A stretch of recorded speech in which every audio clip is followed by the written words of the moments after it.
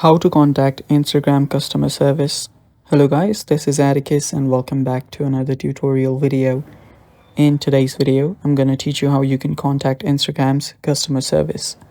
So before we begin, if you're new to our channel, head down below and hit the subscribe button so you don't miss out on our future videos. Now let's begin. So the first step is open up your Instagram.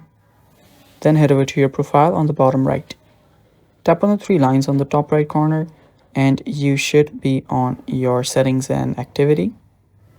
So after your settings and activity loads, scroll down, you should find an option. You'll find the complete section that says more info and support. You can tap on help there.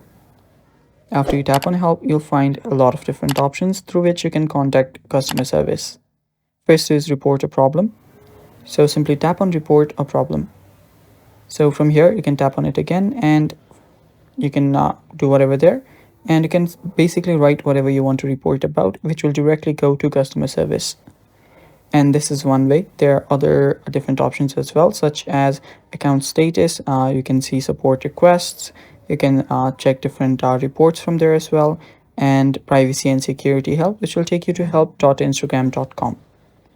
And yeah, those are basically the ways you can contact Instagram's customer service.